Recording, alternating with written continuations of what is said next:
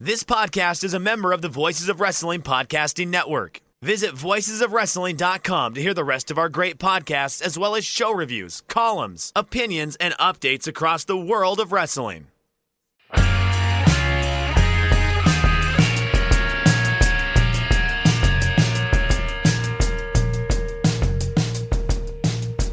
MyBookie presents Shake Them Ropes. Use code ROPES. Double your first deposit up to $1,000. Once again, back for more hilarity. Jeff Hawkins, Chris Novembrino. We're both wearing costumes. You'll never see them, but Chris, what are you wearing? I am El Mariachi.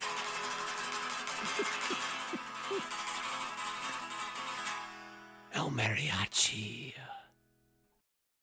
It's weird this year because Halloween is like in LA is Christmas everywhere else.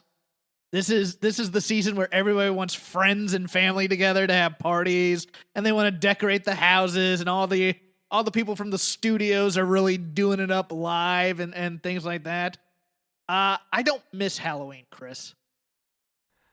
I like a good Halloween once every 4 to 5 years. And then otherwise, I'm all set on Halloween. I'm happy leaving it to the kids. I don't get up for this holiday. Yeah, I like hooking it up for the kids. I'm a fan of like teaching children stuff. I like something about happy children does still speak to me on a core level. And I'm down with giving candy to the kids. But I don't Jones to cosplay every year. Yeah, I see adults dressing up on like the 30th or the 29th and going into the office, and I'm just like, really? I mean, going to a party in a costume is one thing. Going to work in a costume is what bugs me. I don't know why. This is where being a lucha fan and actually having like a collection of luchadors masks that I like on hand is useful, because I could just grab a Dr. Wagner mask and pop it on, and people like Dr. Wagner Jr.'s mask looks like what people think a luchador's mask looks like if they don't really follow professional wrestling. So I just wear that. Everyone's like, oh, luchador. And I'm like, yep, good. And then I'm done. I don't have to dress up any further than wearing that mask. And I usually only have to wear that mask for about an hour. Well, like, let me put it to you this way.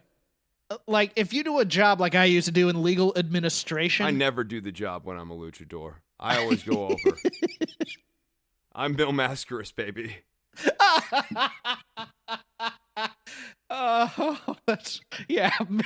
Bill's like, I'm not laying down, brother. At best, you get a non-finish out of me. Yeah. Oh, God, that was so good. But, you put all that effort into a costume for like the 3 seconds of, oh, that's cool. Or like the 5 minutes in the break room of judging the contest. And then you go back to your desk and you do your dreary job for 8 hours, stuck in this garbage costume for a while. I'm like, the investment is not worth the output.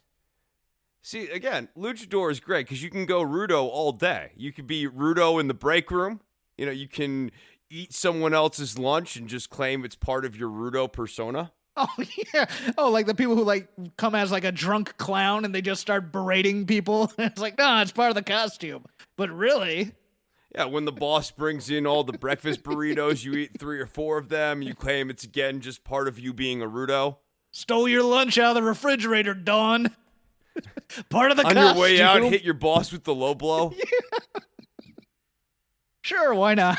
Let's just go on. Rudo. Yeah, Rudo. It's not my fault. I'm just playing the part. I'm method. I'm method in the office. Protecting the business, brother. Oh, that Bill Mascaris line slayed me. Let's change the tone a bit. A little sad news in the wrestling world. Tracy Smothers passing away at the age of 58. Probably at this point, I will drop in the audio from Shake Them Ropes 93, going over the Southern Boys versus the Midnight Express from Great American Bash 1990, which is a phenomenal match. Match number 72 on our Top 100 countdown, the Top 100 matches on WWE Network to see before you die, as directed by WWE.com. This is WWE.com's list. We are going through the list and seeing if they made a quite quality list of the 100 matches. And so far, I think we can agree they really have. Like, Oh, yeah. every match really we've seen. I think there's only been one or two maybe that you can kind of pass on and we could find maybe better solutions. But as far as matches that are on this list, I think we've enjoyed all of them. And the next one we are going to talk about here, match number 72, is no exception. This whole card is fascinating to me. It is Great the Great American Great Bash. American Bash 1990. 1990, the NWA US Tag Team titles are on the line. The Midnight Express with Jim Cornette, Stan Lane, Bobby Eaton defending the titles against the Wild-Eyed Southern Boys, Steve Armstrong and Tracy Smothers, Jeff Hawkins. You bet. Nice little white meat baby face tag team to fill in for the Rock and Roll Express, as the Rock and Roll Express are in the world title match here against Doom on this card. Mm-hmm. Also on this card of note, we talked about him a couple weeks ago. Buddy Landel is in the opener against Brian Pillman. Mm-hmm. This is the North American debut of Vader.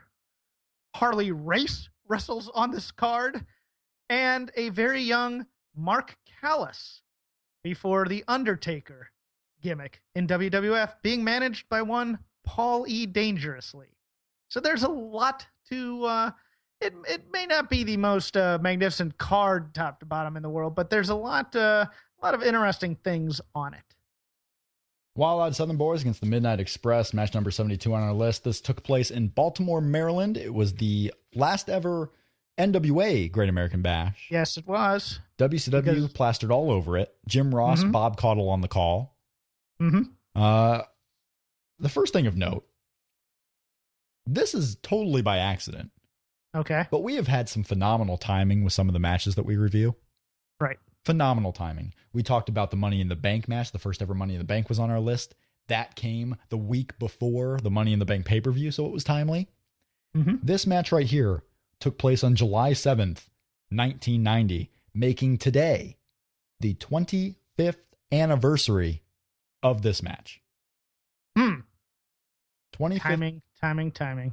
Yeah, we've had some good luck. And also, match number 71, the match we're going to do next time, will also include some great timing on our part. And we'll talk about that in a little bit. This match, before we get really into the heavy stuff on it, 4 3/4 stars as rated by Dave Meltzer at the time, so he highly recommends this match. I don't have a lot of experience with older wrestling pre-1990. I fully admit that. I mean, I was 5. This is why I'm here. Let's talk. I was 5 years old in 1990. Now, I didn't go back when I first got into wrestling in 1996, 1997. I watched WCW and WWE at the time, and we didn't have this internet. We didn't have, we had internet, but we didn't have it to the point where I can go and watch any match in the past, Right. So I wasn't spending a lot of time there. And then, we get into the 2000s, YouTube is coming up. You have the ability to go watch older matches, but at the same time, you have TNA, you have WWE, you have all the independent wrestling companies that I had gotten into, especially Ring of Honor. While going through school and while doing work and all this stuff, Mhm. I haven't really had time to where I can go back and study the 80s, especially because it's not like my job, I mean, my job isn't to go study and know the history of the 80s. I learn the history and I know the history of everything that I've followed from when I started watching wrestling. Now, I know there are those that are upset with people when they don't go back and learn the history. Like, I know the history of certain guys, and I could tell you, what happened in different time ranges. But this match, the history behind the Midnight Express and the Southern Boys going in this match, the NWA era of the late 80s, I'm not that familiar with. Jeff Hawkins, Okay. thankfully, is, because he loved the NWA and WCW. Yes. Loved it. That was his thing. So he's going to tell you exactly why this match was awesome. I will say, first off, though, again, like we mentioned, Tracy Smothers. I was super excited to watch this match to see some Tracy Smothers. So excited. Okay. And it did not disappoint. I've never heard anybody go, I'm excited to see a match for Tracy Smothers, which is interesting because I think Tracy Smothers is one of the most underrated people in wrestling history. And people say that, and you know what? I can agree. Because Yeah. after watching some of the stuff in ECW and then watching matches like this of him in the late 80s and early 90s, like Tracy Smothers was great, especially in this match. But when we talk about him working in front of crowds of 30 and 40 people and him interacting with everyone, by the end Right. of the night, if he's the bad guy, he will get everyone in that building to hate him and cheer for the guy he's going against, no matter who that was. I was doing a Tracy Smothers Chuck Taylor match where Chuck Taylor was like miniature Tracy Smothers in IWA Right. Mid-South, and he was this bad guy and he wanted everyone to hate him. Chuck Taylor was the most over babyface in that building when the night was done because Tracy Smothers got everyone to hate him so much. Oh, he is so good. And he's so smart too, because he knows. You go to these IWA Mid-South shows, you go to some independent shows where they want quick. They want fast action. They don't want headlocks for 5 minutes. Tracy Smothers is doing headlocks for 5 minutes, not because he's slow and not because he can't do anything else, but because he's working. Tracy Smothers is so phenomenal. But Jeff, explain to everyone why this match was so great and why, even if you weren't familiar with the Southern Boys, who later became the Young Pistols. We had a conversation about this. We didn't know if the Young Pistols were first and then it was the Southern Boys. Southern Boys, and then Southern Boys were first, yes. Then they became heels and they were the Young Pistols. Because this was their, I don't want to say it was their debut, but it was like their second, it was their first pay-per-view match with WCW, I believe. And the magic of the Midnight Express is, oddly enough, almost every Midnight Express feud, in terms of the legendary ones, are almost the same. It's a young, athletic tag team and these very veteran athletic team having great matches that look like fights. Mm-hmm. It was with the Rock and Roll Express. It was with the Southern Boys. It was with the Fantastics. Later on, when they morphed into the Heavenly Bodies, it was with the Thrill Seekers. It was with the second incarnation of the Fantastics, which was just the Fulton Brothers. The Midnight Express were always kind of slide as that top mid-card tag team that you knew could be the world champs, and they got that run very briefly before this U.S. tag title run when they were fighting the Horsemen before Tully and Arn left for Philadelphia. Mm-hmm. But the magic of this match, number one, this Baltimore crowd is fantastic. Yeah, absolutely fantastic, because they're pro Midnight Express, but not to the point where they overshadow the respect of the Southern Boys, who eventually win them over throughout this match. And the first half of this match is basically, how many times can we kick Bobby Eaton in the face? Uh-huh. That's the match right there. And there wasn't a lot of hooting and hollering when they hit him in the face, pumping up the crowd and stuff. They would just stand there ready to fight, and the crowd would eat it up. And Eaton would take his time going, oh, I'm so injured right now, and Cornette's going apoplectic, and it's great. And then when Eaton finally gets the tag, it becomes, this is my favorite part of the match. I don't know about you, the redneck kung fu fight between Smothers and Stan Lane, where they're doing karate in the middle of a wrestling match, and Cornette's yelling, karate's illegal in wrestling. Just hilarious. And then when you think of the NWA style, it's very easy to watch in terms of a tag team match. It's two heels going over a babyface until he gets the hot tag, and then it's the one hot babyface beating up both the other guys until the guy who was getting beat up comes back in to even up the odds, and then somewhere in there is a finish. Yeah. Steve Armstrong is my favorite Armstrong, I think, just in terms of look, because he's the only Armstrong that doesn't either have a Jerry curl perm or a Jerry curl perm mullet. Okay. Okay. Scott, look at Scott Armstrong's old hairstyle when he was wrestling. That thing is the most hideous thing on God's earth. Steve Armstrong, while not the most dynamic fella in the world, possibly my favorite of being understated out of all the Armstrongs. And these guys are just flying all over the place in terms of, the cross body drops off the top. They're flying around. And again, it's another one kind of like the Fantastic Midnights that we reviewed a couple weeks ago. It's a fight dressed up as a wrestling match. And you could watch it a million times. It would never be boring every time. I was excited. Dylan Waco on Twitter, at Dylan Waco, called this a great match. The karate standoff spot with Lane and Smothers is cited as his highlight, but the stretch run was brilliant. And that's really where I got into this one too, was the stretch run. I mean, the ending, when they're trying to pin both guys at the same time and getting kicked out. Yeah. They're all getting in the ring. The ref keeps kicking, a guy out from each team, and eventually it catches up to him. The crowd is going wild. They're chanting negatives at Jim Cornette. They're chanting positives for the Southern Boys. I mean, they're really into this. And the stretch run, I was watching this match while doing other preparations for this podcast. I was writing things down. About halfway through it, whether it was Jim Ross talking me into it, whether it was the in-ring action, whether it was the noticing of the crowd getting super hot. Yeah. Everything else went away. I was paying attention 100% to this match. The odd thing about this is this crowd starts out very, very pro Midnight Express. Mm-hmm. They're a heel crowd. Yep.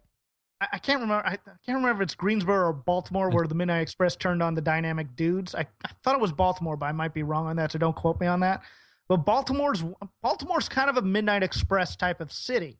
And then by the end of the match, they're loving both these teams and they're yelling for everything that's going on. And the wrestlers are feeding into it. It's what I want tag team wrestling to be, Rob. Not just two solo guys getting their spots in. I want it to seem like a fight, and I want it to seem like both guys are working in tandem here. And this match just delivers all the way around. Yeah, I can't remember on the commentary because I've watched two different versions. I watched the Daily Motion version, which I believe was the video rip, and then I watched the network version. I think on the network version they muted a bit of Cottle's commentary. I can't speak to that. They may have, because there were parts that I actually noted that were a little quiet for a match of that type. Cottle does. I mean, if you watch the non-network version, Cottle and Ross are really, this isn't Bob Cottle's finest hour by any means, but he's feeding Ross, and Ross is getting more and more excited as the pace of the match quickens. Mm-hmm. So it's a bit awkward on the network when there's those dead air spots that aren't really there, Yeah, it was certainly an interesting match, and I was going in thinking, okay, I'm excited for Tracy Smothers, but like, how great is this tag team match really going to be? And I was blown away. I mean, I'll be honest, I was kind of blown away by the work, especially in the ending sequences, because I tend to sometimes watch older pro wrestling on the network, not really for this show, for just when I want to watch something else. I tend to use the WWE Network as something for background viewing, for background listening. And with this show today, because part of it we did on Sunday for the live stuff with PW Ponderings, I had a lot to kind of catch up on. I had a lot to write out in preparation, as well as watch this match again, because I had watched this match a week ago when we were originally going to talk about it. Yeah. But again, it was kind of rushed, and we ended up not having time for it. So I wanted to watch this match again to make sure I'm fully squared with it. So I was going to watch it in the background. The ending sequence comes, and I'm still giving 100% to it. Like, I had seen it just a week ago, and I could not stop watching this match. And Tracy Smothers is in there, and the desperation when Smothers and Armstrong lose, from the roll up, when I think it was Bobby Eaton gets the pin, right? Bobby Eaton, I think, is the one that gets the pin in this match. Is he? I thought it was Lane, but don't quote me on that. Lane comes in to cause the distraction, if you will, right? to get the upper hand. So Eaton wins after pinning Smothers, and they just go absolutely insane. Mm-hmm. They go insane in despair because Smothers even they tried to do the twin magic for current fans. They had tried to do the angle where, Armstrong gets sent out of the ring after being hurt. Smothers lays down to try and trick their opponents that he's actually the legal man and he's the one who was just hurt. So Lane goes down to try and get him, and he gets covered by a roll up, like one of those surprise endings. They had tried tricks of their own that didn't work. It was just the Midnight Express got luckier with their tricks. Right. And also, I believe in setting up this match, if I recall correctly, that, much like they set up a lot of other title feuds, the Southern Boys had gotten a clean win over the Midnight Express leading into this on the prior week, or maybe it was 2 weeks beforehand. And so it was like, oh, we know how to beat them. We can go out there. And I think that's what the promos were leading to, is that, hey, we're young, we're hungry. We've been running through all these other teams. They're the white meat babyface team on the rise. They're the, what would be a good parallel right now? Although you can't really get that. Right now, I don't know about of any team. I mean, maybe TMDK. Maybe if you're following, overseas wrestling, maybe. Yeah. But I mean, as far as in America, I don't. Right. I don't think there is one. They don't do this kind of build anymore, where you put together two young, good-looking kids to team up and get a run anymore. Which used to be Richards and Edwards as the Wolves in TNA. That was a long time ago. Maybe. I mean, maybe when you first put together Red Dragon, that would be Future Shock. Yes. Kyle O'Reilly, Adam Cole. Yeah, kind of thing. This was the formula for building teams, and then maybe you get a solo star, but it wouldn't matter if you get a solo star. Like WWF would always look for the solo star in these types of tag teams. WCW, NWA, Southern promotions didn't care. You could build tag teams to be main eventers like they did the Rock and Roll Express. So, well, I would give this a thumbs up. I would say if you're a fan of tag teams, especially. Huge thumbs up. And I would watch this entire card just, especially, you get to see Vader destroy Tom Zink. How bad is that? Well, so this match especially gets high recommendation from Dave Meltzer. It gets high recommendation from former Shake Them Ropes guest Dylan Hales at Dylan Waco on Twitter. And you mentioned Tom Zink. Again, we have the introduction of Tom Zink as the Z-Man. Gary Michael Capetta, I don't think gets more excited to announce anybody than he does for the Z-Man. Friend of the Jeff. I've gone over my tangential connection to Tom Zink. So yeah, Gary Michael Capetta super excited to announce some Tom Zink as the Z-Man. I love Tracy Smothers, Chris. I got to see his peak and also his not so peak. Because I grew up in Crockett country, and then when I went to college, that was when Smoky Mountain was going on, and he was one of the top baby faces there, teaming with the Dirty White Boy, also a top single star there. I was not so enamored in the post Freddie Joe Floyd. Some of you who are just WWE fans may remember him as Freddie Joe Floyd prior to the Attitude Era, and then he went to ECW to be one of the full-blooded Italians. One of those guys from the South, from that Georgia, Tennessee area who never stopped working, who never made the big bucks necessarily, but who always loved wrestling to the point where, hey, I'll come in and do an indie shot lay down for you. This kind of reminds me to a certain extent of Bobby Eaton, too. The Bobby Eaton's a similar type of guy who was happy to transition to being a middle and undercard guy and didn't see a problem with that, and also really loved the business and is someone that everyone loved to work with. Yeah, the only difference is that he never became a real vagabond like Smothers did. I mean, Smothers would go to any promotion that would take him at any point, and I think Eaton, my understanding is that Eaton was pretty good with his money. Yeah, that too. Yeah. Yeah. The one thing in his biography for Smothers that interests me is when they were starting out, one of their first feuds in Florida was with the New Breed. And if I could do a time machine and bring them into this time, I'm sure that match might be a little bit more spectacular. At that time, man, the New Breed was just killing dudes. Because they were just learning how to work, so they're doing clotheslines and punching guys in the face. I kind of want to see a match of theirs, and you can't because, camcorders being what they were. I don't think they ever did anything on Florida TV either, but I'll have to take a look at that. But do you have any strong memories of Tracy Smothers? No, other than I just remember him on my TV as a kid and seeing him around, his vagabondness, even before I understood anything about the business. The idea that this guy traveled around was not lost on me, and he might be one of the first people that I kind of remember having that type of career before I even understood what that type of career meant. The other thing that stands out so much to me, and this goes to our fandom, because when we were still really hustling on the Patreon, patreon.com/shakethemropes. Thank you, Matt Prentice, for subscribing this week. We were going to do an episode about the Confederate babyface gimmick or trope. And Tracy Smothers was that gimmick in a lot of places. The guy who carried the Confederate flag for Southern pride. And then later when, around the mid-90s, late 90s, that became a heel act. It fit him perfectly as well. And he'd go in there and he'd make the babyface look great and, berate everybody. Things like that. And bringing out the Confederate flag is an automatic boo. But it's a phenomenon that people who weren't of that time would never understand in terms of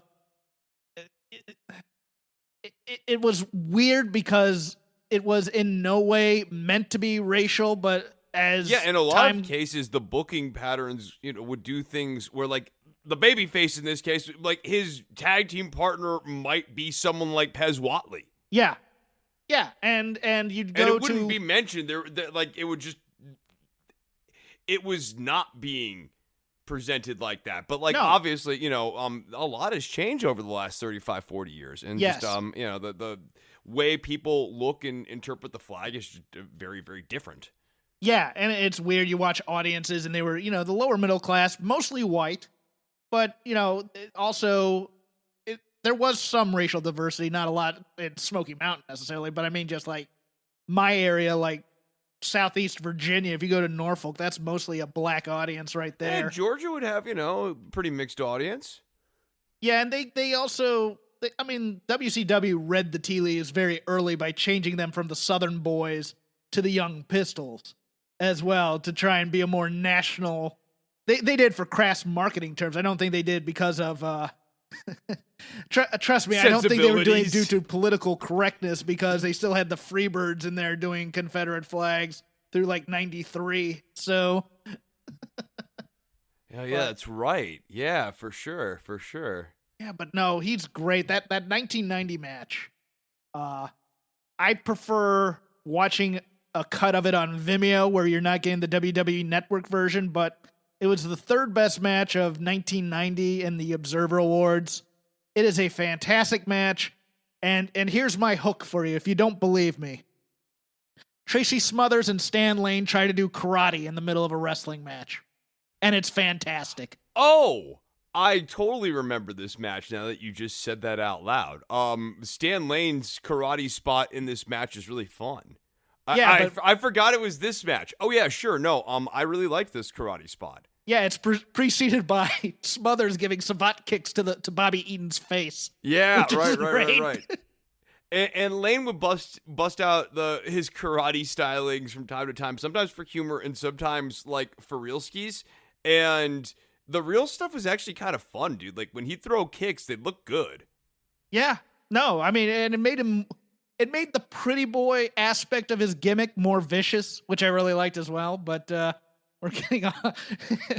we're eulogizing Smothers and talking about Stan Lane. So, but well, I mean, they're both part of that spot. It's just when you said that, it like immediately jarred my memory. Just because, like, no, I really like that. That's a spot in a wrestling match that's really made a lasting impression, and in my life, to the point where you can mention that spot kind of vaguely. And Smothers is the other guy in it. That's cool, man. Like, yeah, he'd go to Japan and he'd lasting impression. Yeah, he'd go to Japan and he'd work garbage matches in FMW. He did a run in All Japan during the early 90s as well. I saw a fun quote from him about that where he said, you've really made it in this business when you've toured Japan. Yeah. Yeah, I mean, he'd go anywhere that would pay him. And if I were a younger fan, if we still have any, I would watch the 1990 Stop scaring them off. Yeah, I'm not going to. I welcome them. I'm here to teach the children. Oh, okay. Skinner.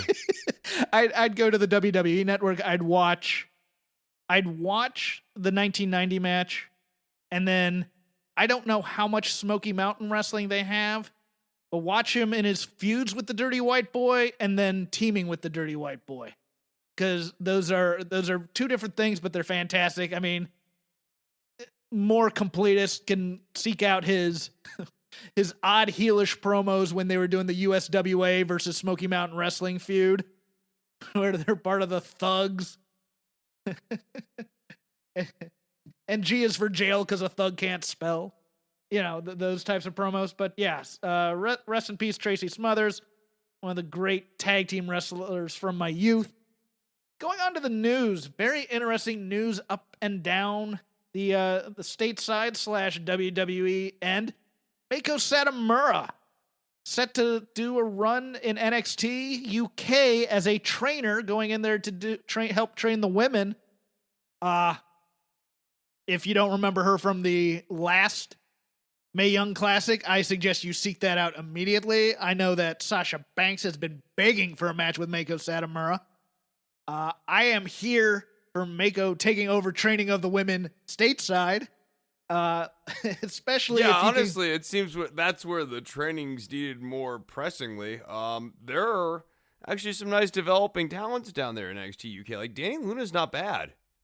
Yeah, it's one of those things where I'd much rather the women be sent to Japan for Mako and her training styles there, but I'm not going to complain about this Sure. because I think she's such a net positive, and I would be all for a short run of dream matches if Sasha and Bayley both wanted to take her on in a one-on-one. I'm here for that, man. I said a long time ago I would love for Mako, Kyrie, and Io, have all the women sign waivers, have them live at the Performance Center for 6 months, and then don't ask any questions and come back in 6 months and see how the women are. Because I think they'd be great. If she could if she could turn Xia Brookside into a killer, I'm here for it. Oh, now that you say it like that, I'm guessing Mako is basically there just to train Xia. No, they have trainees there.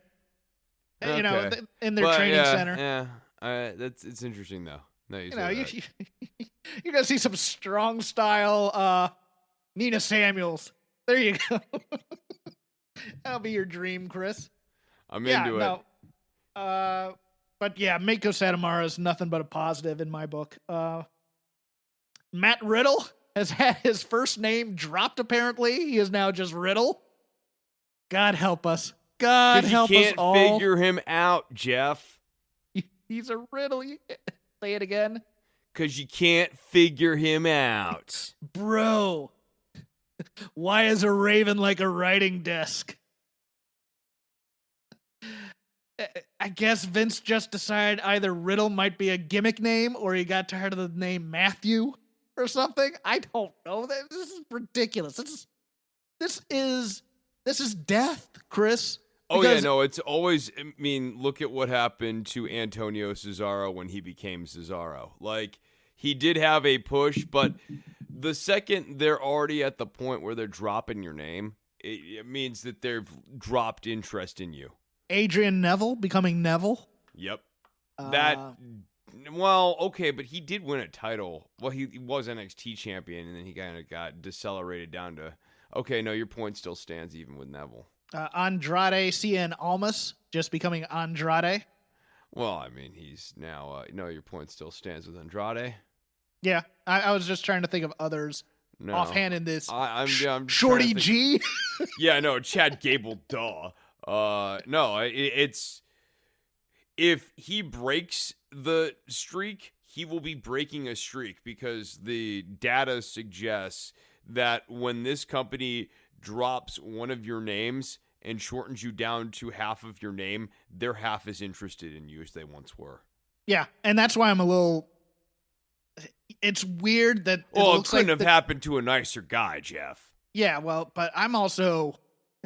I was gonna put it as a parallel to what I think they're gonna end up doing with Lars Sullivan. And if he becomes Lars. Oh no, he's just gonna become the Freak. Oh no, I don't think they're gonna keep him as the Freak. You don't? No, so where I think that's going is when you say Freak, it will trigger him and it will put him into a blind rage. So like I'm the not, Festus I don't even know if when he heard a bell.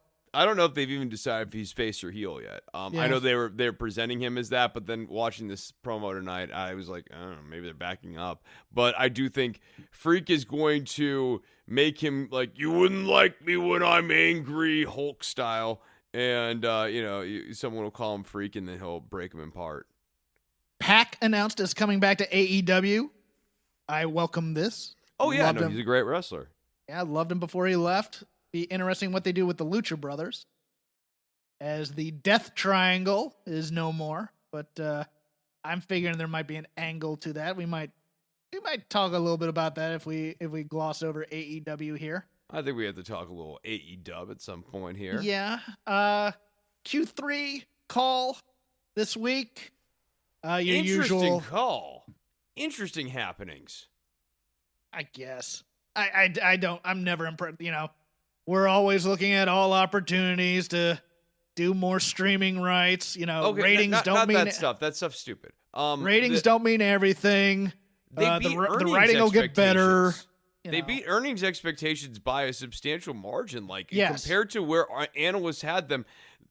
So you look at a smattering of analysts. It's not every analyst, but if you get on Robinhood or whatever, you can see a smattering of analysts, and they beat some of the stuff that was in the high band. They very much outperformed median expectations and performed very much in the high end. So for the company, that's really all that they care about as a publicly traded company. And I think that's really important. And I never really hear it discussed in the context of the ratings war and the contrived Wednesday night war and the war between AEW and WWE. WWE is a publicly traded company with shareholders. And unlike AEW, whose sort of metrics for success are pay-per-view buys, television ratings, and a TV contract, those are really the big ones. If you don't have a TV contract, you're basically dead in the water. For WWE, the TV contract matters, but on top of that is just the share price. And are people still buying stock in the company? And can they create an attractive stock that people want to have holdings in? And WWE, rather ruthlessly and unscrupulously, make it clear I'm not touting the virtues and the merits of Vince McMahon here. I'm just saying, in terms of a product that investors would be interested in purchasing shares in, WWE has made a product. And in this Q3 call, for that advertisement, did a very good job. But I'm with you, dude. I have questions about this next TV contract. But then that gets into the other big news out of this, right? They actually brought in some new people. Yeah, I want to say George Khan. Nick Khan Nick is, Khan, I believe, thank his you. name. I almost said Tony Khan, and that would have been a No, I mistake. remember they're like, oh, so we're now going Khan for Khan. I see how Vince wants to play this. No, I mean they've made some very good moves in the upper management. Say the one metric, and by the way, if you want some really wonky breakdown, go listen to Brandon Thurston on WrestleNomics. Break all this down. And he'll get into the nitty gritty. But the one interesting metric for me was that in merchandise sales, they virtually matched the amount that they make doing house shows just online. In terms of they'd make $7 million online and then $2 million at house shows during a regular year, and then this year or this quarter they made just as much online as they would have when you combine the two. So that is fascinating. Yeah. So if the point of house shows is really, making money and revenue and things like that, I think we increasingly see, given how much they outperform profits and stuff, I think we're going to see the end of house shows. Yeah, I mean, I think talent would like that. I think COVID-19 is obviously going to preclude that coming back anytime in the near future. But I also just think, as you're looking at this Q3 report, even their Q2 report wasn't bad. They have been doing a lot of cost cutting, and they're seeing that all of the benefits greatly outweigh any of the negatives. They have made themselves a leaner company, and they have a tighter operation. They don't have to spend any, you think back to some of these old shows, dude, the amount of money they used to spend on friggin' pyro, right? Just that alone. Now you can do a wrestling show, and we haven't seen crazy pyro displays in ages. And do you really miss it? Is it a thing that's really cool entrances are cool, and you want to have a cool entrance every once in a while, but you don't need the insane amount of fireworks that WWE used to do on a regular basis. Its greatest asset is to the performers on the roster who still need seasoning in the ring. That's its greatest asset, is that they can go out there and have some time, as opposed to, okay, you have 5 minutes, tell a story. They could go out there, they can work a little with a veteran as teaching moments. One of the The Rude Gable versus Revival matches were apparently fantastic on house show circuits. But for the most part, there is a part of the learning process that goes away with this. I will give it that. But overall, with that much television, especially if you're going to stay local in one city for right now, you can do all the training there. And you know, as long as you're really working at it, you should be able to improve somewhat. Now you don't get the feel of the crowd. But then again, wrestling's not that anymore, Chris. I mean, it used to be back in my day, back when Hawkins was a kid. No, but you like pace the match to the energy of the crowd. And now WWE's relationship with the crowd and what they want out of the performer and the crowd is they want the crowd to deliver ritualized responses. And ideally that crowd will deliver those ritualized responses at the right time, up to and including "this is awesome," the throw roses into the ring sort of praise. Like even that's supposed to be ritualized. And if that's the interplay that WWE wants from its audience, and that goes all the way back to Occupy Raw and 2013 Daniel Bryan run. There was an attempt by the audience for a very long time. It was like the last gasp of the audience to sort of get back that old energy that you're talking about back in your day, where the audience gives active feedback to the wrestling program and the wrestling program adapts if they get enough audience feedback that kind of moves the angle. WWE does not want that. They want you to clap for who they want you to clap for. They want you to boo who they want you to boo. Even when they say they were cool with John Cena getting a mixed reaction because it was just a reaction, that's bullshit. Vince McMahon wanted everyone to cheer. Vince McMahon wanted everyone to love that guy every single show.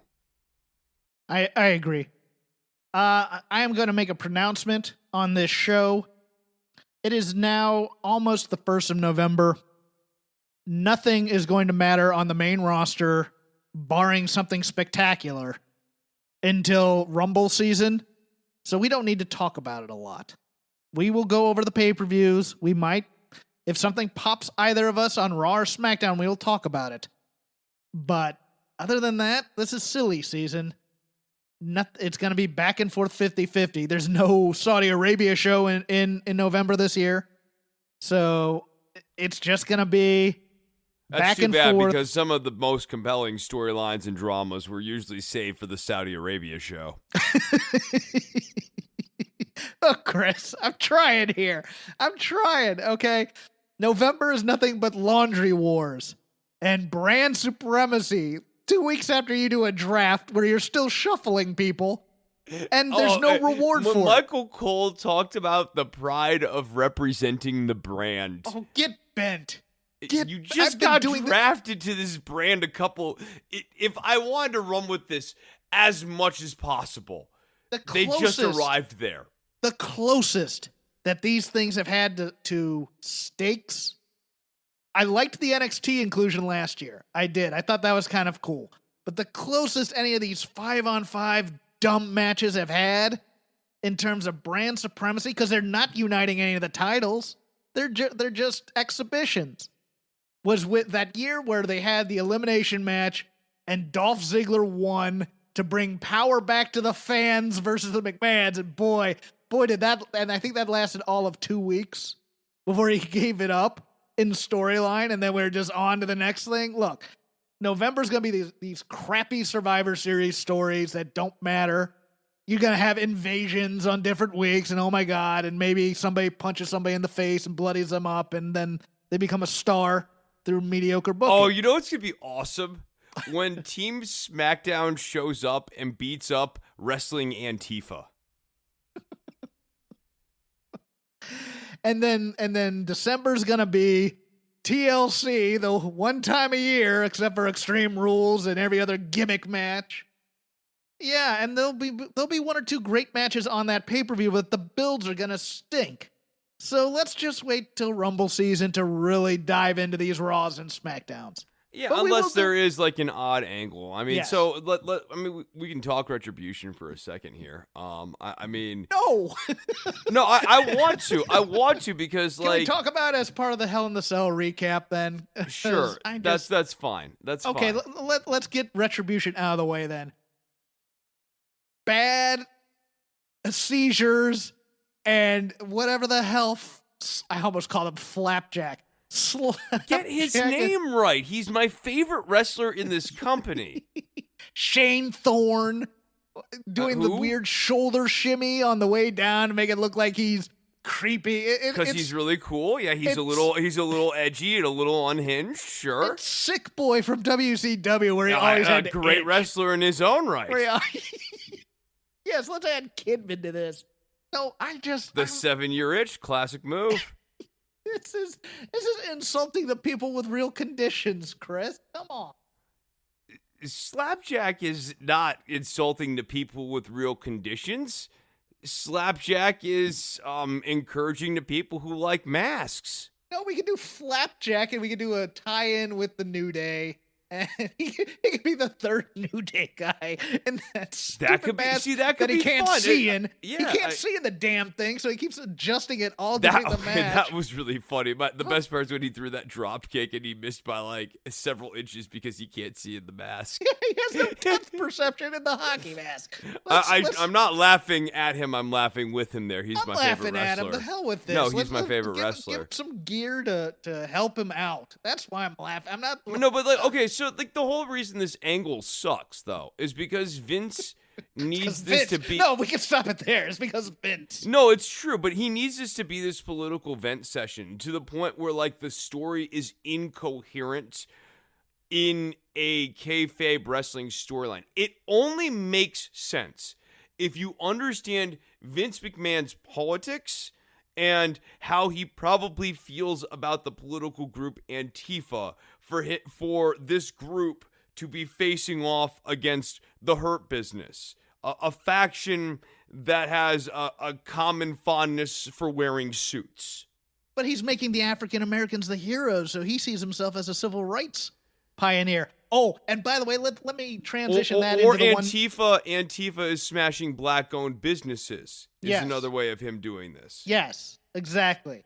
And this transitions into the news story that I forgot out of the Q3 call that I wanted to go over. WWE will be working with Netflix on a Vince McMahon documentary. Bill Simmons and the director of the Fyre Fest documentary are involved. Chris, this is going to be a 4-part. If you've ever seen the Simpsons Film Festival show, a 4-part or whatever part burns for all seasons.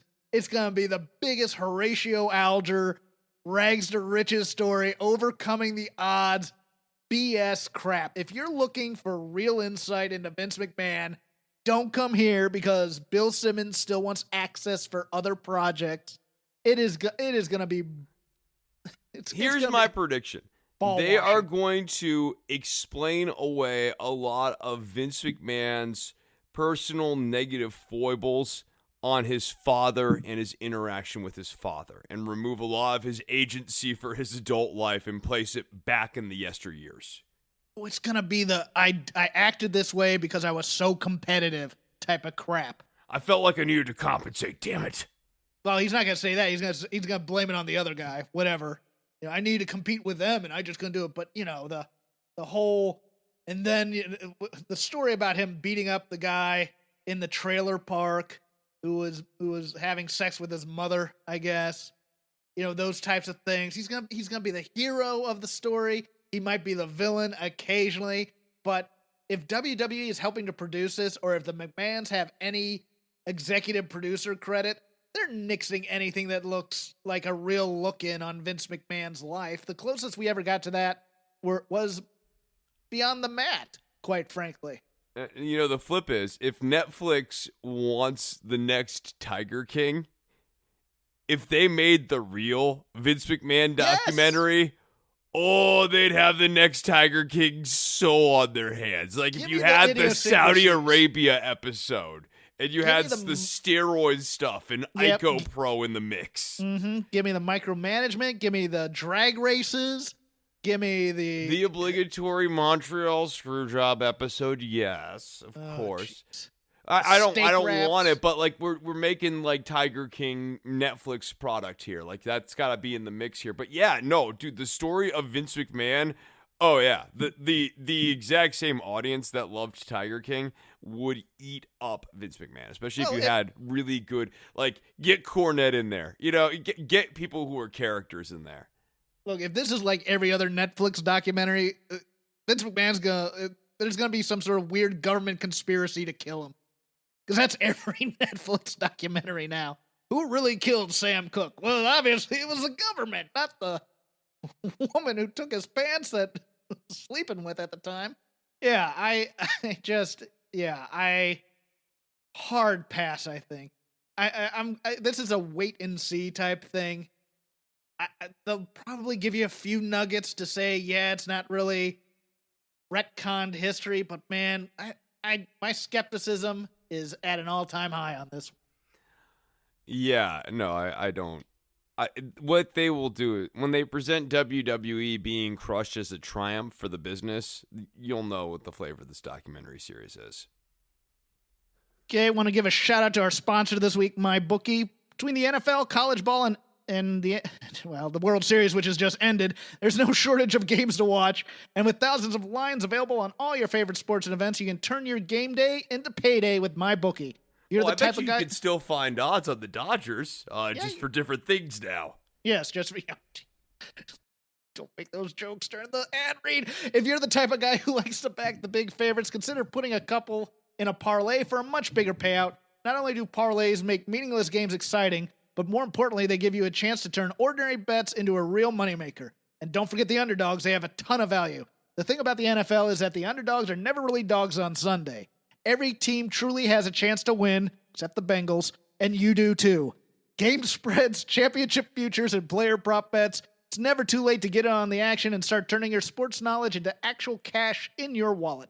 Sign up at MyBookie, and when you do, use our promo code ROPES to claim a deposit match, dollar for dollar, all the way up to $1,000. It's a bonus designed to give you a little help and a head start on your winning season. That's promo code ROPES for you to claim your bonus when you make your deposit. Stacked UFC cards, presidential prop bets, bet by Monday, all the major sports, and more. Sign up today to begin your winning season exclusively at MyBookie, and we thank them for their continued sponsorship of Shake Them Ropes and other Voices of Wrestling programming. Okay, postmortem on Hell in a Cell. Overall, fairly enjoyable pay-per-view, I thought. Of course, the women blew them out of the water. Bayley and Sasha was a great, great match.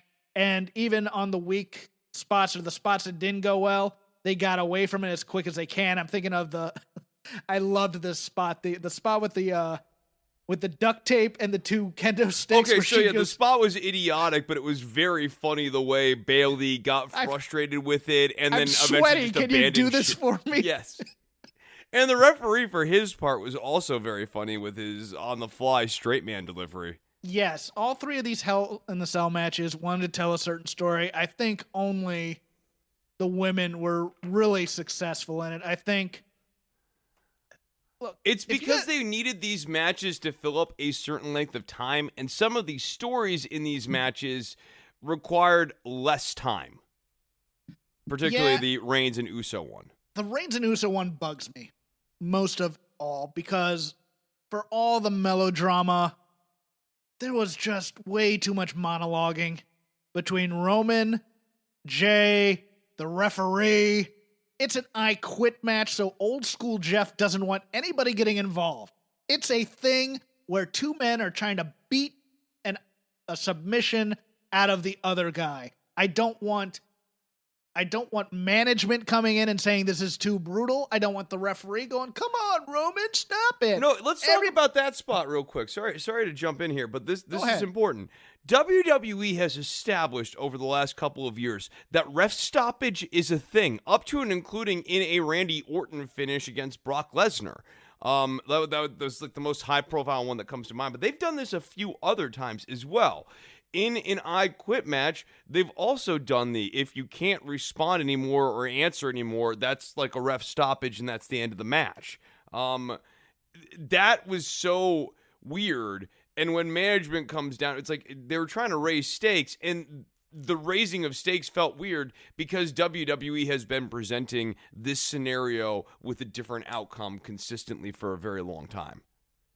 Yeah, I get it. For me, I just want to see competency from the performers and from the show, that they know that these are two men who signed on the dotted line to do a match where you're gonna beat the hell out of each other until one quits. So all this other histrionic is dumb, because everybody knows what they're getting into. Now, if he's passed out, sure, you can do that, but Which he was. Yeah. Okay. I mean, and that's my big problem here, is that like a key part of the latter half of this scene requires everyone to let Jey Uso continue the match prone dead in the middle of the ring. And management comes out, and normally WWE goes for a stoppage when someone can't do that. And they've done other title defenses with that. Like, this is a very common finish in their shows these days. Not very common, but like it's not an unheard of finish. They go to it regularly. I think the other issue with this match is that it was 29 minutes and the formatting of it was wrong. So I think we're trying to establish that Roman is dominant, and Roman dominated this match, but he really should have just overcome Jey very, very early on. And if you want to bring out the strap, at that point, he should have tied up Jey.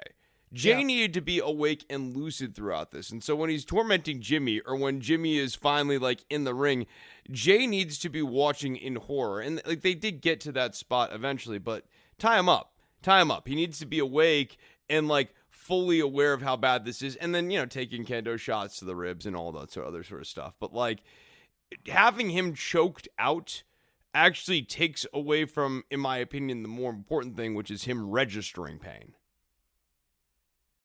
Tucker is now a heel. Miz is now the Money in the Bank briefcase winner. Meh. I don't care. Because now Otis is a geek. There's nothing good that's going to come out of any of this. It's and they moved Tucker back and forth. They moved him to Raw, and then they moved him back to SmackDown again. I thought he was on SmackDown. They moved him from SmackDown, okay, hold on. They moved him from Raw to SmackDown, and then they moved him back to Raw again. So he's still so that he can separate. feud with Otis. Oh, we can have a red versus blue shirt match. Oh, that'll be great. Because guys like to represent their brands. Yeah, hey, I'm going to work for the better company in SmackDown. It's nothing like Raw. Yeah, no, they're doing things wrong over there at Raw, not like on SmackDown. Yeah, we're free and creative. Yeah, land of opportunity. Yeah, and then for the third Hell in a Cell match, I could not have cared less about this Drew match. I thought it was okay. It was okay, but like, there's just no heat left. Everything in this was Drew built run. to the climbing up on the top of the match. Yes. And then the climbing down to the side to do the one from, was it HBK versus, I want to say Taker? Where he does that from the side and then jumps off through the table or whatever. And look, Drew obviously knocked out a tooth or bit his tongue on that thing because it did not go as well as he had wanted it to. It's fine. Randy Orton is your champ. I don't think there's any heat in the chase here, and the Fiend's going to be involved somehow. Oh, God, that's the thing I hate. Is so like this Randy Orton, Drew McIntyre angle petered out. And I don't really hold it against Drew McIntyre as a top-level performer. I think like he is a good world champion level talent. Yes. I just think that he just wasn't given material to work with here. Not unlike, frankly, Kofi Kingston is another example. Like, that guy can talk enough, and he's a compelling enough person that people like well enough that he's a world champion guy. If you want to make him, you've got to give people material to work with. And Orton is, you were talking about how we're into silly season. There's no better indicator of silly season than like the no reason bloodless Randy Orton title reign. Yeah, and Hell in a Cell as a bloodless pay-per-view is bad. Which for is me. also crazy. Like, normally you associate cage matches with, like, bloody, gritty sort of thing. And, like, my other knock on the way WWE's doing Hell in a Cell is it's, like, super ritualized. All these spots are so predictable. Or you go like, oh, it's a callback. Oh, that's... Or we generously try to class up the joint and call it an homage. But, Yeah, like... we're going to set up the table here. You know it's going to happen here. Because you remember it from that one match in 1998. Yeah, and also you can just tell because, there's never any, you set something up and it's never used. It's always going to be used, and you can always tell when it's going to be used. Well, Bailey and Sasha broke that tradition with the weird double lightsaber Darth Maul kendo stick thing. Yeah, the follow-up was nothing on Friday, so I'm just going to continue on, because I just really don't talk about that. No, man. dude, that feud has lost so much steam, though. Like, having Bailey... That's going to be when the invasion is next week. The women are going to come in and screw up that match. Asuka will probably blow mist in Sasha's face. Bailey will probably potato Sasha beforehand and leave. There's going to be nothing to it. So I don't care. I don't care. But overall, Hell in a Cell, easy watch. Didn't overstay its welcome. I was fine with it. But I think the women I think the women of WWE have been underpraised this week. And we'll get into that as we go into Halloween Havoc. Yeah, my final thoughts on Hell in a Cell here. Obviously, Slapjack versus Lashley, 5 stars. And the women's match was very good as well. Nothing else is worth your time, but that gives you more time to watch Slapjack wrestle twice. You can watch that match 18 times. You could, yeah. No, I mean, it's certainly within the time it'll take you to watch Drew McIntyre versus Randy Orton. You can watch it 10. That's real math. NXT had a very good week, both in terms of viewership and in terms of, I thought Halloween Havoc was a lot of fun. Did it all hit on all cylinders? Not necessarily. But just to hit some points here and then you can get into it. Like, I dug that Rhea Ripley Reina Gonzalez match or Raquel Gonzalez match. Dude, that was fun, right? That yeah. That was a hoss match. And, yes. And let me tell you something. They got Raquel's look better. I love the duster. I want a cowboy hat with it. But big, tall people in dusters, awesome. I want that more. I thought that was a nice little hoss match there. I thought Io and Candice killed themselves for the goofy stipulation that they had, especially that last spot with Candice falling over onto the ladder on the outside. Goodness, that spot, dude. Good Lord. I watched it several times just to see like how she landed. Yeah, well, and but her adjustments midair too, because it was a very thoughtful thing. It's just wow. It looked like she was either supposed to land with her feet on the ladder there or with the knee pads to try and cushion the fall. And it looks like she took the hip right onto the buckle of the ladder. Looks like she did, but man, that thing was harsh. That was a match that was a rugged match. No, that was a rugged match. No, that's a great word both the for women's it. matches on this card were like just they're great. No, that's the level of work. I love that stuff. I didn't hear a lot of praise from the commentariat about those matches that more than they should have been. And I thought they over delivered on those. What do you think accounts for that? Oh, isn't it interesting that I can just ask that question and we all know the answer? Huh. Well, there's 2 or 3 answers and none of them are good on the air because I'll get railed on Twitter for it. Yeah, the Gargano Damian Priest match, it was fine for what it was. It was fine. Okay, so I forgot to drop my prediction last week. I think Austin Theory is going to be helping Johnny Gargano. Okay. I'll take that. Yeah, that's what I thought. I thought that was supposed to be Indy Hartwell, and they'll just replace it later. But it's obviously a dude, so maybe it is Austin Theory. I'll take that. The video that they did for WWE.com with her or with Johnny and Candice was fantastic. You haven't seen that one where he has the dolly and says, "Look, we'll be like Aleister Black." Just thought that was great. And then speaking of promos that you can see online, but they also kind of did a recap of this here on the show as well. Pat McAfee. This promo that he does on the show is good, but if you want to see the better / like elite level, show it in a promo class to explain what lines are supposed to be doing in service of McAfee. Jeff says he gets it, and I think, that's a great succinct way of putting it. McAfee understands that every single sentence in a promo should be doing something. I mean, you can, of course, have the classic circular 1980s style promo where it's like, I'm rough, I'm rugged, I'm tough, I'm mean. But, like, McAfee is telling a story, and he's weaving in how he got a hold of Ridge Holland, why he got a hold of Ridge Holland, what he thought when Ridge Holland got injured, why he ended up tapping Lorcan and Birch, connecting the dots and drawing the through line. And like, he just gets it.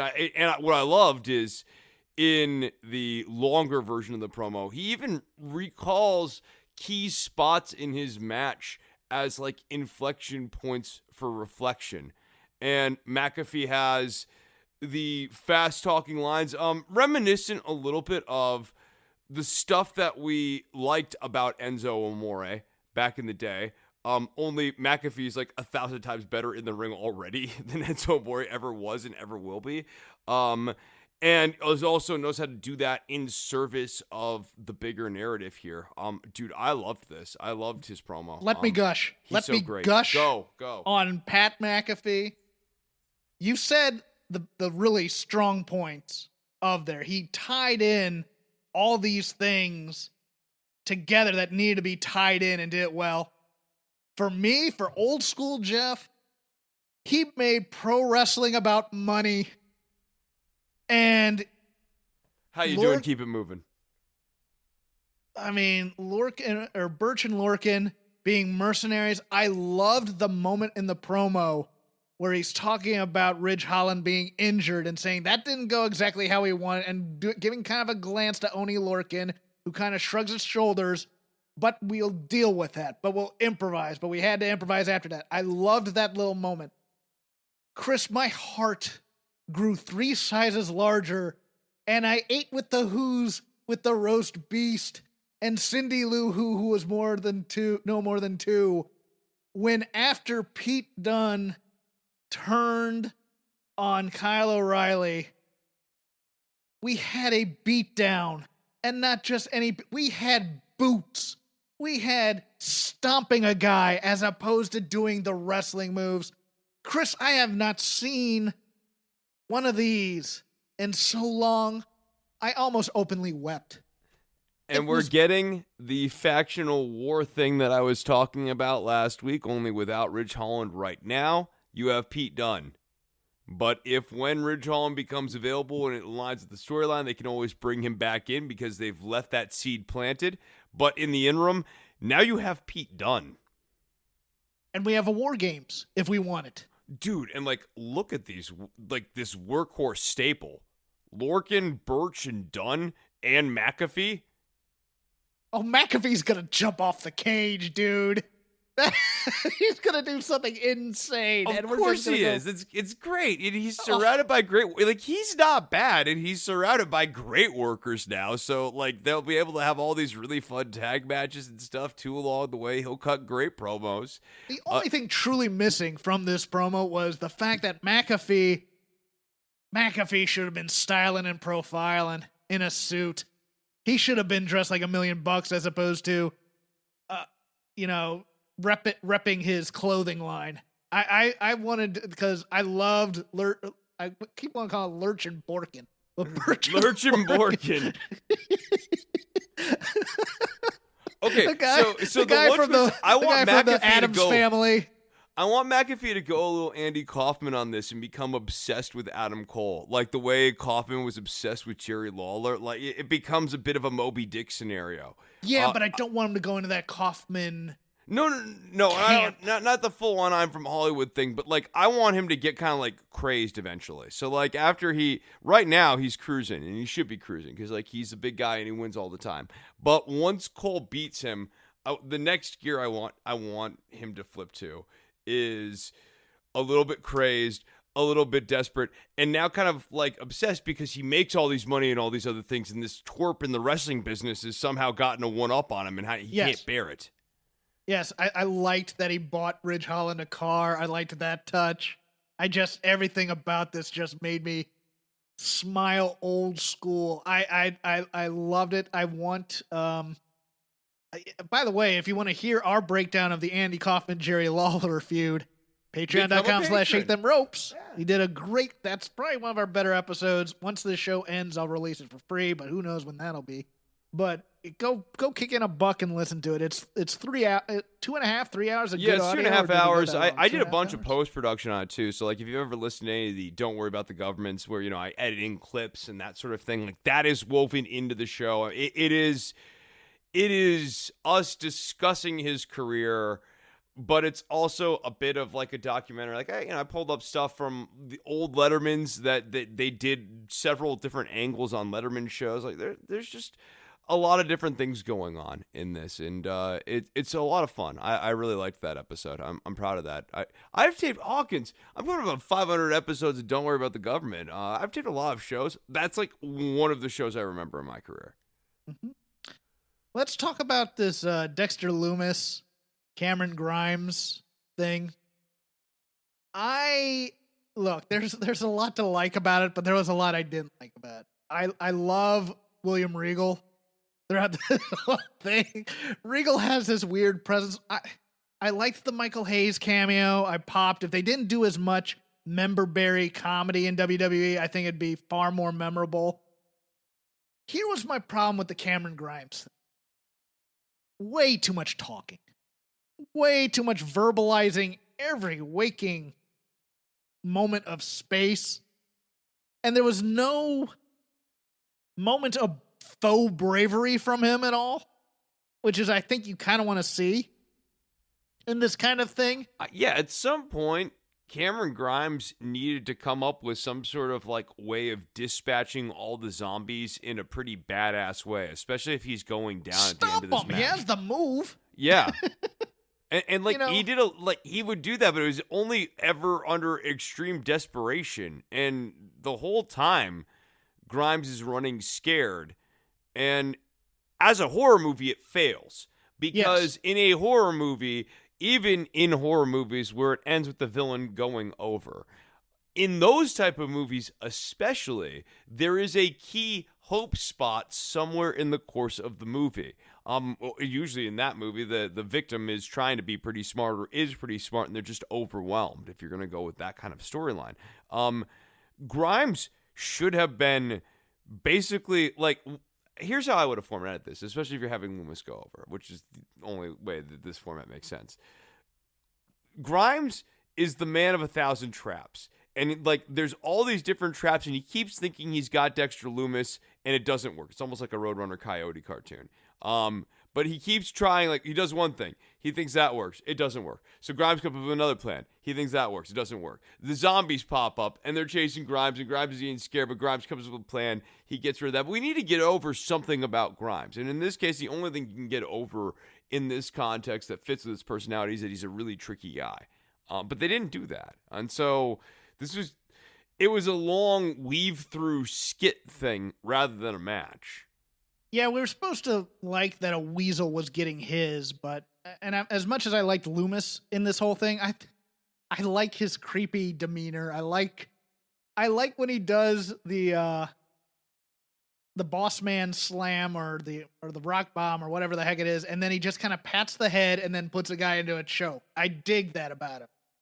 But there had to be some sort of competency from Cameron Grimes at some point here for me to buy this as a cinematic match, and all I did was see him get scared all the time for laughs, and I was out of it. I was just kind of waiting for it to end. I think he needed to have Dexter Lumis beat with a cave-in, and then the zombies come in and make the save. Yeah. There needed to be something to give Grimes something in this match. And one more piece of props before I move on from Halloween Havoc. I did like the actually two then, I guess. I liked the little Killian Dane Drake Maverick comedy skit. You know, going back to one of the worst moments on Nitro. I get it. That's what DX does. They want to, and they're the crew backstage. They want to stick it to WCW at all times. But I think we've found Shotzi Blackheart's strong suit here. I thought she was really good. Kind of playing up the camp of it all. She's really good at that. Yeah, I think in terms of being a visual presence and a very bombastic visual presence, I don't think that's ever been the knock on Shotzi Blackheart. It's just that she took it to another level on this, though. She was really... And that's the thing is, like, the person that she was being by the wheel is not something that really translates to the ring. And, like, it's just been very hard for her to find a flavor that's a sustaining flavor week in, week out as a wrestler. There's no denying that she's got a visual presence. And, like, you know, she's well-spoken. It's the Robert Stone crap that's killing her. Is she still doing a Robert Stone angle at this point? No, I don't know. No, so. but yeah, like no, I get what you're saying though. The tank comedy and stuff, but I mean, even during her matches, sometimes it's a little bit too much of the and all that stuff. Yeah. So, you know, wait, do that again, just to pop me. There we go. Okay, thank you. You and Bailey both do great imitations of that. I enjoyed Santos Escobar and Jake Atlas for what it was. I just think this match shouldn't have happened until Jake gets a couple wins after the previous stuff, because you know nobody bought that he was going to win on this one. It was a fun match. No, I know. That's my knock is that Escobar is just kind of stuck in this nothing story right now. And he has such a presence, and they should be building on that, and they're not. They're just doing the usual guy with two flunkies. Flunkies helps him cheat. Sets up, you know, gimmick match later where babyface will overcome. But I want more character development in NXT. I liked we're adding things on, but I don't care. The Ciampa promo I thought was fantastic. Oh yeah, the Ciampa promo was cool. You know, I want to see some character development out of Santos Escobar and this crew, and some growing as a faction as opposed to this is who they are, and they do the same thing every week, which is what which is WWE's biggest problem. I mean, this is one of the big problems with the Cruiserweight Championship, too, is like it's on an island, and it's a very irrelevant island that it's on.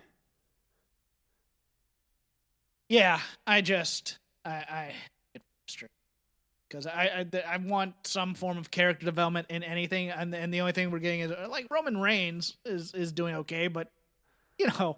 It's much better to have. Oh, it's gotten so hammy though. I mean, tonight was the next step of the Roman Reigns storyline where Jay finally. Or we need to turn the Usos heel.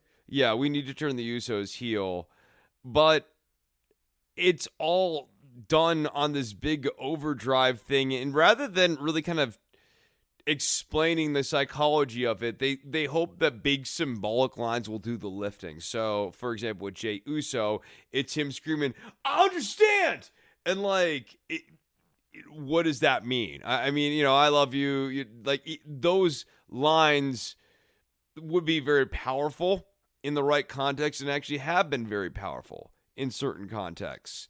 But they're done tonight on this episode of SmackDown in substitute for powerful writing, hoping that just saying the magic words will kind of substitute for stronger dialogue. Yeah, I agree. Let's do anything you have from AEW before we do NXT UK, because there was a lot to like about NXT UK and finishing up strong. Not that AEW was weak. I thought the wrestling let's talk the about wrestling on this positive. show was fantastic. Yes, I thought. I actually would divide the good and the bad pretty cleanly between the wrestling and the promo. So like Hangman Page versus Wardlow was fun. I enjoyed that. Oh match. yeah, that was a beefy match right there. There were like a lot of surprise good matches this week, kind of like the Rhea Ripley Raquel Gonzalez match. Like Hangman Page and Wardlow was not one that was necessarily on my radar of like matches I'm going to be really into, but like no, this was like a sneaky good match. I enjoyed this match. I will issue a mea culpa. Penta and Kenny Omega had a really fun match. I thought I really enjoyed that. It was not what I thought it was going to be. I was really pleasantly surprised by that. Kingston and Seidel was fine. So Bunny is now officially back with Butcher and Blade after maxing out QT Marshall's credit cards. Serena Deeb is the NWA champ. That was interesting. I like there I are like rumors that. Oh, she's good. I thought her match this week on AEW was good. Oh yeah, and I liked the I like the other performer that I can't remember right offhand right now. It is Layla Hirsch. No, Layla Hirsch. No, dude. No, they had a really good match. This is a really solid week for women's wrestling, dude. Yeah, oh god, yeah. Top and down, like across every show, there's a good women's match. I loathed the town hall. It's absolute crap. It's self-indulgent crap. As I said, either at this point you see Jericho for what he is, or you want him to be your stepdad. I don't know. Okay, for me, I want to watch wrestling and get away from current events mostly. Also true. And it's way too soon.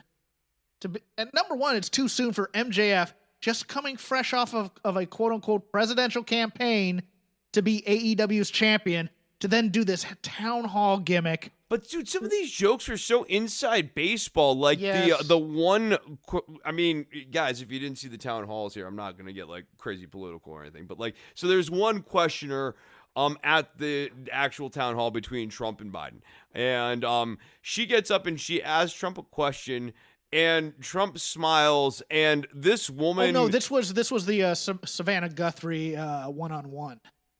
Oh, okay, you're right. Yes, you're right. Okay, and this woman gets up, and then she makes the comment about Trump's smile. I've never seen anyone be more impressed by Donald Trump's smile than that woman at that moment, and they decided to call it back to that spot, which either you remember from the campaign.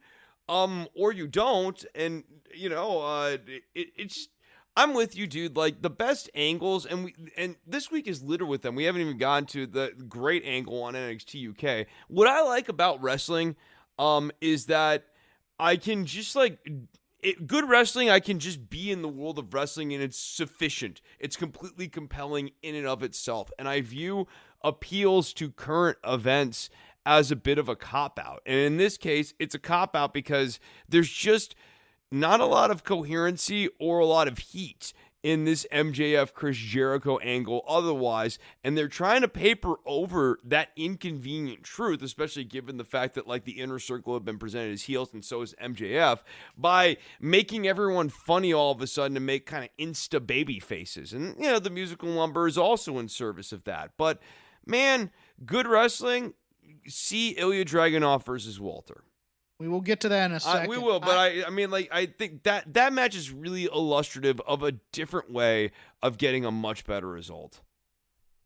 Let me look. I'll give a little pushback, but it's not much, because yes, when I was growing up, the Cold War was a major underlier in a lot of feuds. If you were a WWF guy, you know, every territory had an evil Russian. You know, some of those booking patterns were dead ends, though, too. Yeah. Especially if you were playing the evil Russian. Yeah, it was a bit until Nikita and Dusty as the superpowers, you know, during the Glasnost era. Okay, great. You know, they were dead ends, but they also weren't as on the nose as doing a town hall style debate a couple of days after another debate. And you know what this is like? This is like Sergeant Slaughter joining the Iraqis. Yes. Yes. It's too on the nose. I don't need, especially in this election cycle, which has been so vicious. I don't want to watch that. And I just thought look, the Luchasaurus part was funny. Eric Bischoff being there to ask questions is okay. Having Shivani do the Chris Wallace crap was dumb. It was just a little too. I say it a lot. It's It was sketch too comedy. Cute. It was too cute.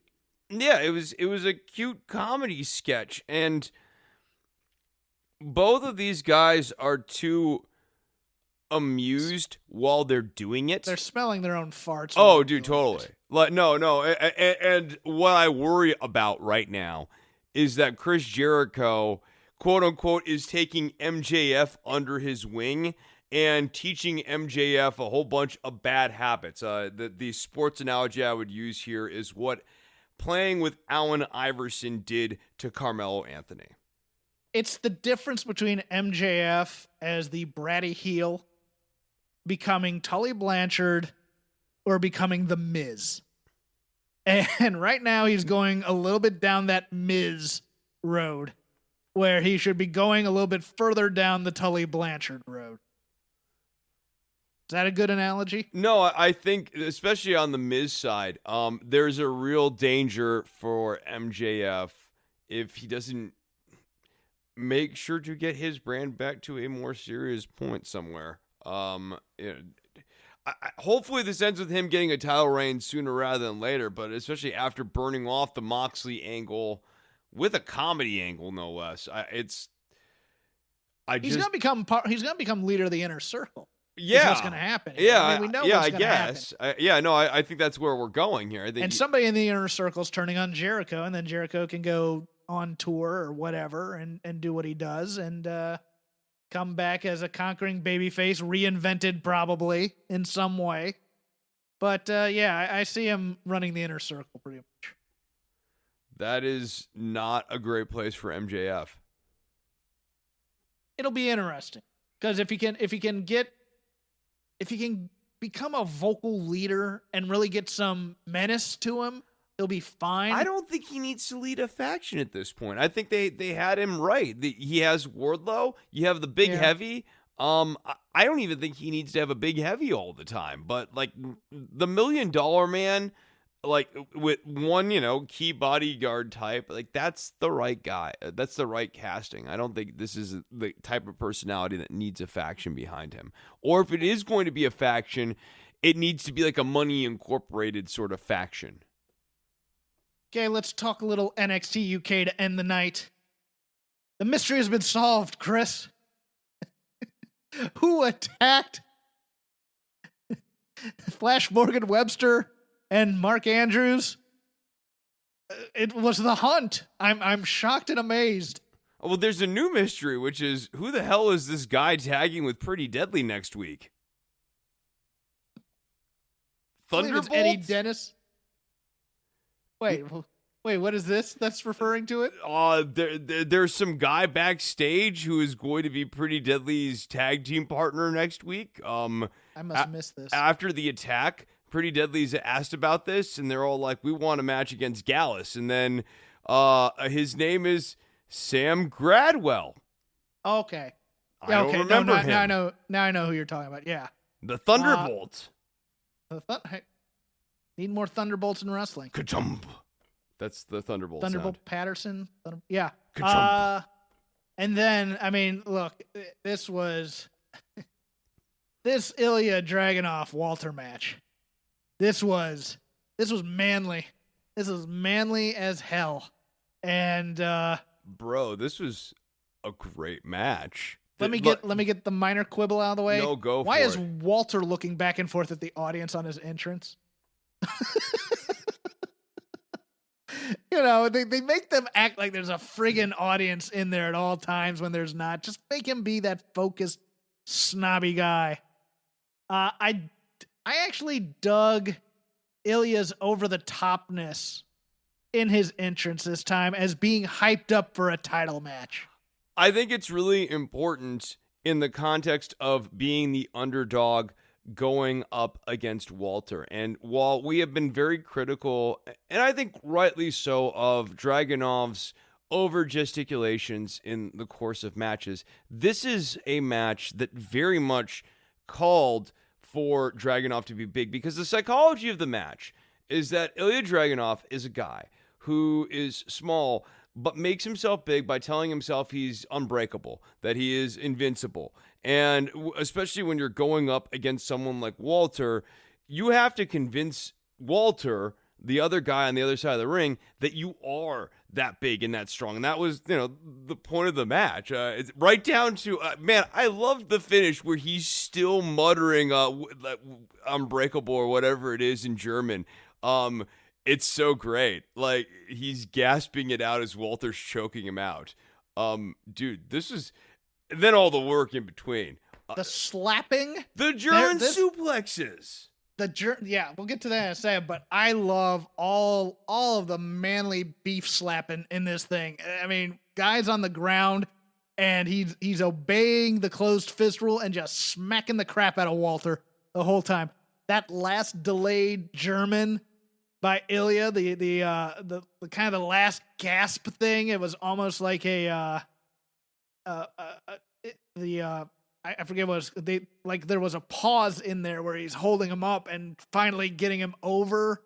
It was great. Just back slap and chest slaps by Walter on here. The story of the match being around the neck, and you have Ilya Dragunov being willing to literally break his neck to try to win this title. And he hits the Torpedo Moscow. Like, they did a really nice job protecting his finish. They did a great job making him look tough as nails. The weakest part of this match was commentary. And even commentary wasn't bad. No, but at the same time, Nigel has some go-tos that he kept on repeating, and I started to notice them. And on this one, it was, this has to be it.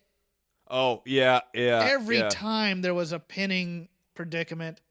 That one and wait a minute. When he likes to do wait a minute a lot. And look, I'm a guy who does a lot of and histrionic is a word I overuse. I get that. And also too cute by half. I have my cliches. Oh, but you have to take note of all those things. Like whenever I'm in the editing room, I'm very mindful of like, ooh, I say that a lot. I need to work on doing that. I'm mindful of it. I'm trying to get over it, but occasionally sometimes I realize I do these things and go, I don't care, and just keep going and doing them. And if people hate it, they hate me.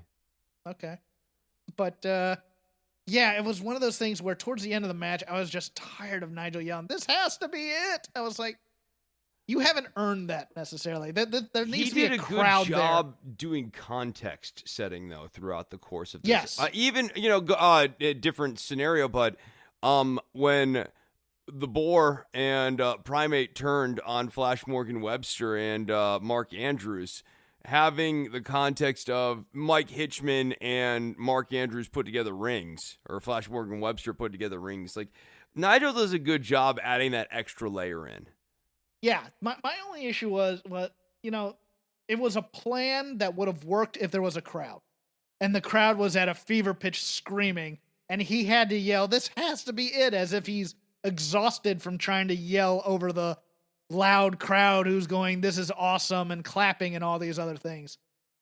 On this one, it just sounds like he's yelling it every time. And it was scripted as a match. It felt like it was scripted as a match in terms of commentary, that there would be a wild, raucous crowd, and there wasn't, and that was my drawback from. But other than that, and then to that point, though, this match kicked ass in the absence of a crowd. Yes, and when you think about that, you could hear when you think about that. Man, I like when I consider this towards the end of the year here, for what do I put in match of the year contenders? This is gonna be up there just because it's so hard to perform without that crowd to feed off of. And for these guys to go out there and really just have a friggin' match, and it doesn't matter there's no audiences because we're just going to be in the zone and really do it. Wow. Yeah, no, I'm going to have to really think on that. Audiences live pop for the athletic moves really hard. An empty arena match needs to be hard hitting. And that's what will really, get people talking after the match to me. This match, the grunting, it felt like a wrestling match as a fight, but not quite to the 80s standard of punch and kick, but rather I'm just going to lift you up and slam you a lot, and then I'm going to chop the crap out of you. And it was a very, there wasn't a lot of fancy stuff in there, but it was rugged.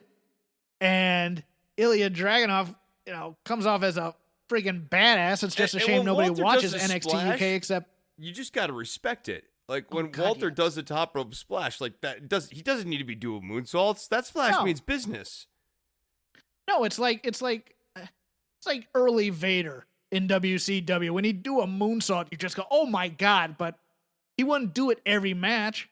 He'd do the Vader splash, or he'd do a top rope splash, or something like that. But when he pulled off the moonsault, it was something. When Walter goes to the top rope, you go, somebody's gonna die, and I love it. I love Walter. I do. I wish they had treated him better last year's Survivor Series, to be honest with you, because just to wrap it all up in one big bow, you look at the 5 alumni from NXT on that one. Who's in a better position now than they were then? Because Keith Lee got over hard. Matt Riddle was over for a second until he got treated like a geek on the way out. My dude T-Bar. Walter was great. Ciampa is starting to be built back up in NXT. Who was the 5th? Wasn't it Dijak? Was it? Yeah, I think you're right. Yeah, I that's think what I'm you're saying. right. My dude T-Bar. Okay, yeah, and he looked good too. It's just one of those weird things where it's just like, you only get one chance to really put the spark on a guy. And they just... No, They- that's kind of gets back to the MJF thing too. No, like it's super important to define people at certain points in Oh their no, career. it was Damian Priest. Was Was it? the 5th. Oh, Priest. Yeah, it was Tommaso Ciampa, Damian Priest, Well, Matt Priest Riddle, is Keith in an Lee, and okay Walter. position. I don't feel like I don't think he's been stuck in water. I think he's moving hell wolf. No, he's I will say it, he's the one guy who's really improved his stand. And he was pretty good in that hardcore match. I didn't give him enough love in it. He got kind of outed as a geek, but that was story, and the introduction of the new guy interfering is fine to introduce him that way and to make him lose that way. I don't think Damian Priest is going to lose a lot of shine on that, and his entrance was pretty badass, I gotta say. But, he's the one guy who's really improved his standing in those 5. Well, we'll end it there then. Yeah, I don't think we got anything else, man. Okay. I think we covered them all. You can follow me at CrapGame13. You can follow Chris at Chris Novembrino. You can follow the show at Shake Them Ropes. Patreon.com/Shake Them Ropes. Once again, we'd like to thank MyBookie. Use code ROPES. Double your deposit up to $1,000. Chris, we're going to cut off your election preview for this show and save it for Don't Worry About the Government. Tell us about that. Yeah, you can go and check that out. I think I'm actually going to sit down and do like one last electoral college map here before the election. You can go and check that out over at don'tworry.tv on iTunes, on Stitcher, and Spotify. So you can listen to the show anywhere on those locations for free. However, we rolled out a video portion now. There's going to be video clips up on YouTube. I'm going to start making those. But there are now full video versions of the episodes. Starting this most recent episode, which you can find over at patreon.com/DWATG. Support the show for $1 a show. Get the video. It's a rhyming scheme, Jeff. You see? Couplets are great.